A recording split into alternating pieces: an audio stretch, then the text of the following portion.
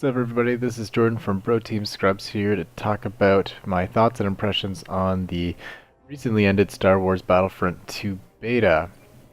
Now, for this impressions, I felt like the best thing for me to do is to run through the good, the bad, and then the inherent ugly that I'm sure many of you know what I'm going to talk about.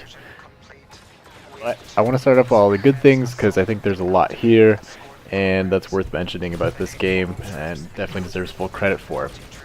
First thing is that this game is absolutely stunning to look at. It was well timed with the new PC build that I just did. This is my first PC that I've built and it's getting set up with my GTX 1080 Ti and a 1440p monitor. This game looks just so good. Can't get over it, and it's amazing that they can manage to improve the game's looks even after the first one even more. I think that the way they managed to do that is by adding a lot of small details into the maps. For instance, looking at the assault on Theed, we see a lot of people running around, escaping the city, as well as a lot of doves flying around too, and leaves and various other things that make the city feel really alive and feel deserted in this battle that is happening. And additionally, the space combat feels incredible. It looks really incredible. Just the sheer scale of the map feels great. Seeing my ship in comparison to the size of the shield generator I'm looking to take out is just amazing. I cannot express enough how good this game looks, and I think that it will be top tier in comparison to other games that have come out this year. Now, the gameplay, I think, has greatly improved from the first Battlefront, which it is still not perfect, but still is a big step up from the previous game. Play for sure feels a lot more skillful. I noticed that the guns have a lot more recoil, and the various classes have definite benefits in-game in certain instances of the maps. Especially one like Theed, where you are faced off in big open arenas at the very beginning to very small sized maps. There's definitely benefits to using certain weapons, and I feel like I was challenged to use different classes for different situations. So there it is. Another great thing that was recently added was the class system. It was nice to see that return to the game, just like in the older ones, and it definitely makes the game feel like it's more of a team effort. For instance, I saw a teammate of mine going for the ion cannon in Galactic Assault, and myself being the heavy class decided to throw out my shield and defend him while he went to go shoot the MTT. I could defend him with my shield at the same time, and it was great. I loved that kind of dynamic, and I think that this game opens itself a lot to that kind of play, more than the first game ever did, where it felt very much like solo dependent. Another thing that was added was the battle point system, which rewards players for playing well, both through combat and objectives. Now, this may be disappointing for someone who is not very good at the game, which is totally fair. I understand that, but I think that they did make a good effort into making the system relatively fair. For instance, you get quite a few points just for simply damaging someone without that person actually having to be eliminated by someone else, and you just simply getting assist points. So those hits are tallied, as well as you get the most amount of battle points from playing the objective. And so there's a lot of ways to contribute during the game, and there's a lot of time to put into playing the objective. And so I think if you really want to get those higher tier battle point unlocks, that's totally manageable. If you're not someone who's getting a lot of eliminations, you can still be near the top of the scoreboard. So overall, though, I really liked the 3 maps available to us during the beta. For the most part, I think the Theed map has some interesting dynamics to it. I love the mode and the changing objectives, but it's really what's the best way to say it? It doesn't play well in the transition from going from such a large scale map to the small scale throne room invasion. And the throne room involves or leads to a lot of like grenade spam It's very difficult to feel like there's anything that you have that much control over unless you're a hero and can just wipe through multiple enemies. And it just leads to a lot of ability spamming, and that area becomes a lot less fun. Although I like the idea of having that invasion happen, I guess it's kind of a difficult thing to find a balance for. But overall, I do like the Galactic Assault mode. I think having the changing objectives is a really strong point, and it's something that they've executed fairly well in both that mode and in the Starfighter Assault, or whatever it's called. You can correct me in the comments, I can't quite remember. But I think that makes each game really interesting, and can play out very differently. It just is a lot more immersive as well than, say, Battlefield Rush mode, where the objective is just to simply detonate objectives at each changing stage in order to progress. I think that this recent change in a lot of multiplayer shooters and doing objective-based modes, same thing with like Call of Duty World War II, I think that this is a really great game mode that, even though the overall play of the mode is similar, I think this opens up a lot of opportunity to make each mode feel different. And I think that's something that Battlefront 2 is looking to do, with each map is going to have a different set of objectives to complete, which is really fun and keeps and I think that will keep the game really fresh. Now, some of the bad things, or at least like this one isn't quite the worst, but I think that the size of the Theed map holds itself well to having a lot of vehicles, and I think the vehicle play is really good here, but for the size of the map, there really weren't many people playing vehicles, or like there weren't that many in existence at one point. Usually there'd be one per team at some point, but not even during the entirety of that MTT section, where their vehicles always, both air combat and ground combat. And so for certain progression items, like for example the weapons, have a ion based attachment, which seems kind of pointless. I never felt the need to spend my very few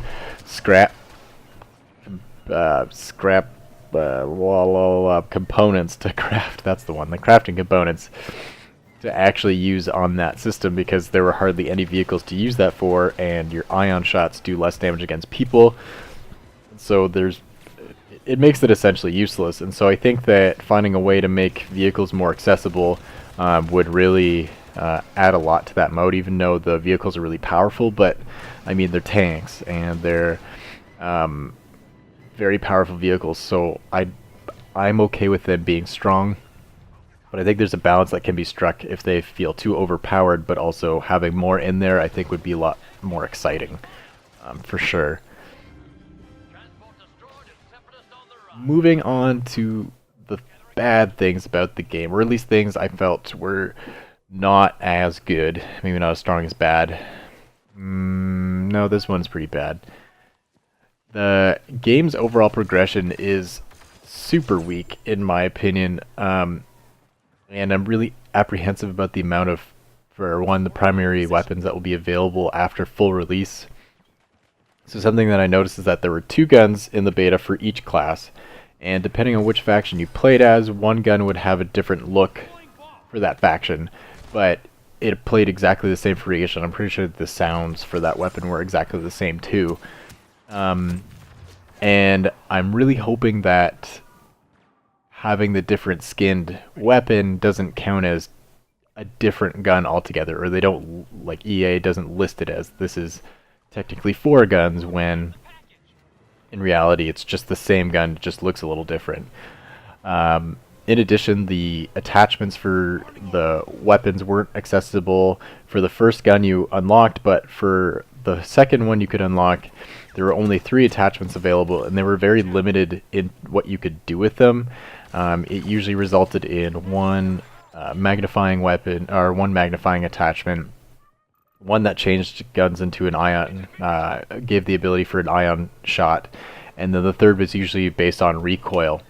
There were a couple other variations of like a burst mode and other firing stuff, but for the most part they weren't that desirable, or like they weren't that cool if you actually spent the time to get them. and you didn't really notice much of a difference in the way the weapon looked. And so I hope that more attachments come in the actual game, because that's something I actually really like, especially with another dice-based game, Battlefield. Especially Battlefield 4 had so many weapon customization abilities, and I just think that stuff looks great. And it's, if you play in first person, that's something you can really appreciate, but in third person too, it just adds variety, and it's something that I want to feel like I'm progressing towards if that's the class I'm using. But that's something that is not allowed in this game due to the game's loot box system, which I'll get into a little bit later. And what else is there? Pardon my pause. Yeah, I think that the game's progression is a little weak. I'm hoping that when the game comes out, with the amount of factions that we have, opens up for a lot of weapons and a lot of weapon customization, as well as like appearances too. Some of the facial animations looked really bad, which was really strange because the last game actually looked really great, but then the hero faces were strange. Han Solo in this game, for some reason, manages to look worse than in the previous game, but this is also just the beta, so it is okay for this to... this is all subject to change, of course, and so who knows what the faces will look like in the actual game, as well as the progression and customization system.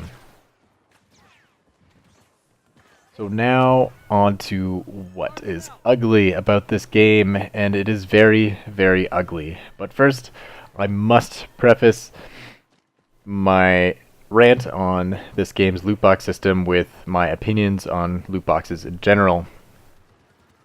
So I think loot boxes, or the term or word loot box, is becoming like fake news, or the term fake news.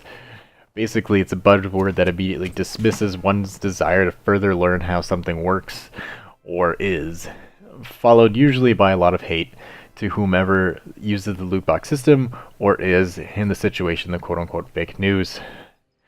And I don't think loot boxes are inherently bad, but it has definitely become a bad word in gaming. And I don't think microtransactions are always a negative thing if they are used appropriately.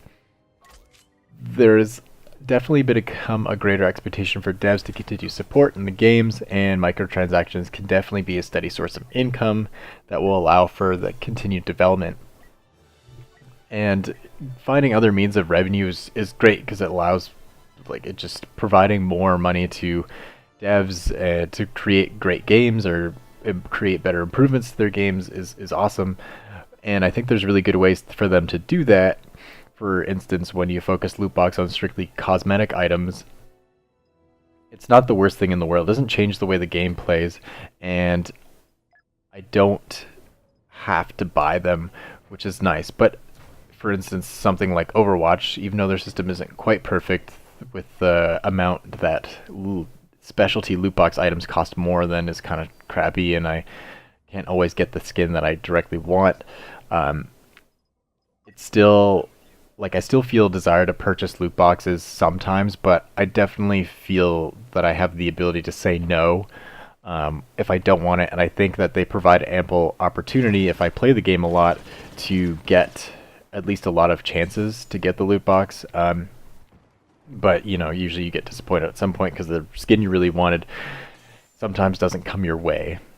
But here in Star Wars Battlefront 2 is definitely a bad example of this loot box system, because the entirety of the game's progression is locked behind loot boxes, which is a big no. Bad Star Wars, bad EA, bad. No, do not do this.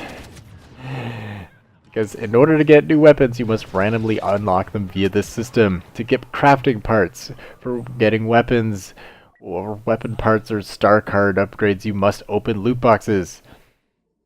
To get new and better star cards as well, you have to open loot boxes. There is just no way to obtain new gear through anything other than loot boxes. And this is just not good, nor is it a fair system in my opinion. It just like completely eliminates the feeling of progression, and it is just so unsatisfying.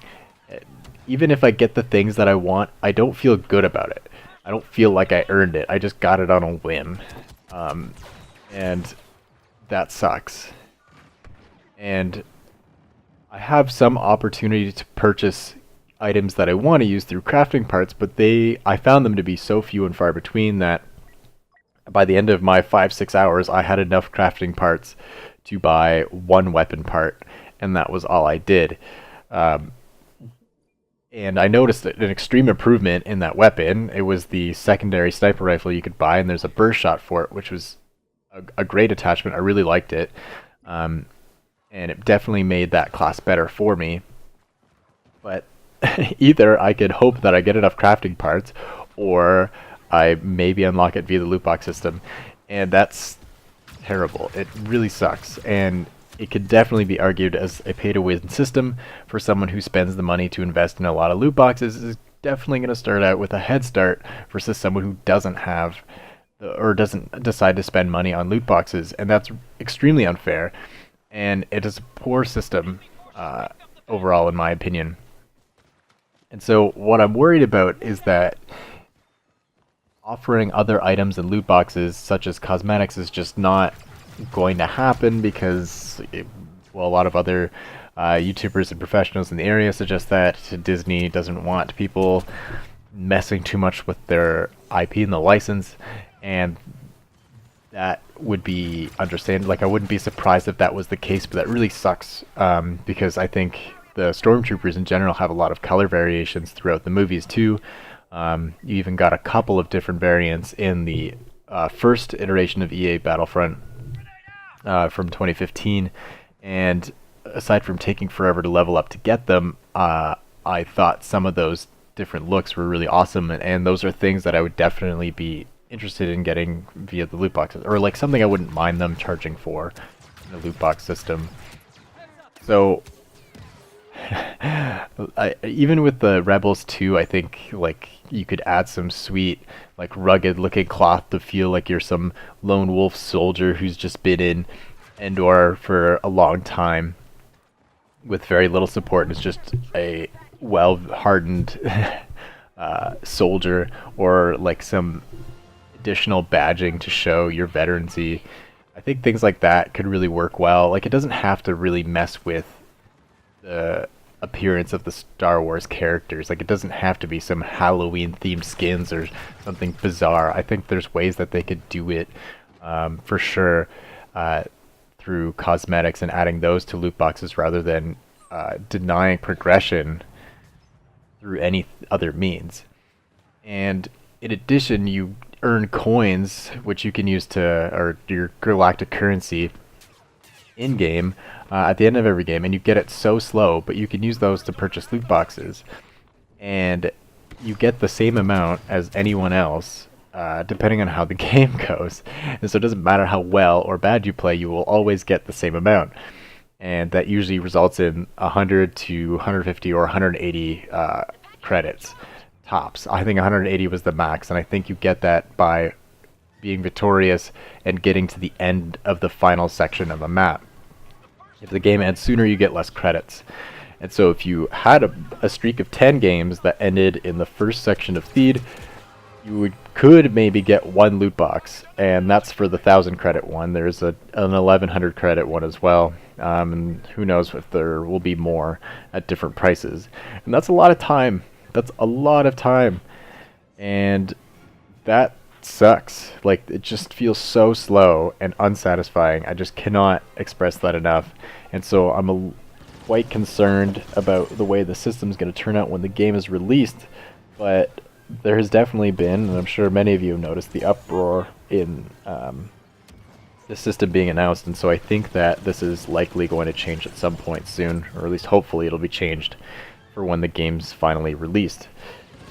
And this is a big problem because I think it puts a stain on this game, and a lot of people were getting really excited, and like a lot of people feel that this game is a better, a very good step in the right direction in terms of the way the gameplay works from the previous game, and I think holds itself well to be a lot more fun and has a lot more starting content, and I think the game will be good when it is released. But I'm definitely not going to purchase it day one, that's for sure. I'm going to wait and see how things go, and I think that's my recommendation to you. But at the same time, if you're really stoked and excited about this game, power to you. I think you'll have a lot of fun with it, or at least I hope you do, and that this game doesn't let you down. Because all that really matters is that if you buy this game and invest your time in it, I would hope that you have fun with it, and that's all you ever really want. You don't want bad gaming practices. You want good ones, because that's just more consumer friendly. So anyways, guys, that's my impressions and thoughts on this game. Overall, I really do think that it is a strong improvement from the previous title, but it is definitely holding me back with its progression system, and loot box system is just really affecting my desire to want this game. And I hope some of that changes by the time the full release comes around. But if you got a chance to play the beta, let me know in the comments what you thought about it. What do you think? Did you think that this game is great? Did you have a lot of fun with it? Or are you just so pissed off like a lot of other people about this loot box system that you're just never going to touch it? Anyways, let me know in the comments. I'd be happy to start a conversation with you about it. But in the meantime, we will see you on our next episode, whatever that will be. Tune into Brew Team Scrubs for more. If you liked the video, please like and subscribe. That would help us out a lot. Thanks very much, guys. Tune in next time. Grenade deployed!